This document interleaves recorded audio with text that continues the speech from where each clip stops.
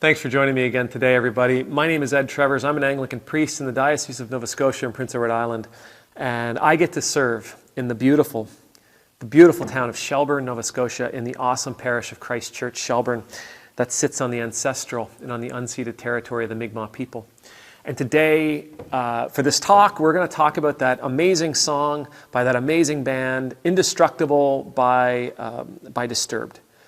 And the line that I want to share with you today is my motivation to all that I've sworn to protect, to win the honor of coming back home again. I've mentioned to you before that this song really gets to me, right? It generates inside of me an emotional response that makes me want to wrestle a bear. And this line in particular speaks about obviously it speaks about our motivation. Why is it that we do the things we do? Why do we fight so hard? Why do we work so hard? Why are we willing to put ourselves in harm's way? Why are we willing to take risks? Why are we willing to take chances that nobody else is willing to take? Why are we willing to be the warrior, the soldier? Why are we willing? Why are we willing to do this? In my own life, my motivation in ministry is probably slightly neurotic. Maybe it's naive. But I know the person that I was 20 years ago. I know the path that I was on. I know that my life today is better because of the changes that I've made, because of my acceptance of my faith. Because of my Christian journey, I'm in a better place now than I would have been had I not made certain changes. And my motivation in ministry comes back to a passage in the Bible. It's the passage where Jesus is baptized. And it says that a dove descended on him and the skies opened up and a voice was heard saying, "This is my Son, with whom I am well pleased." When my time comes to sit at the Lord's feet, to be present at the throne of God, my prayer, my desire is that God might say, "You are my Son, and with you I am well pleased." To be the people that we want to be.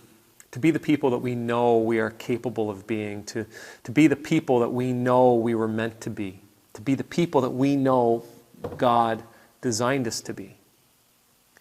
We need motivation. We need a reason to fight the fight. We need a reason to tackle that struggle.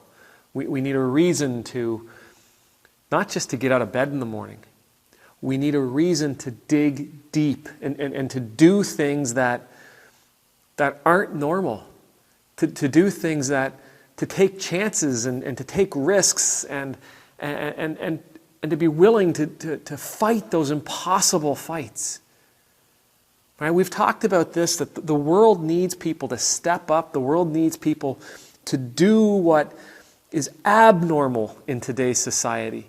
We need people that will give radically, that will love radically, that will fight for the underdog, that will provide for the widow and the orphan, and that will do all these things without an expectation of an external reward being bestowed upon them. That they'll do these things without an expectation of profiting somehow.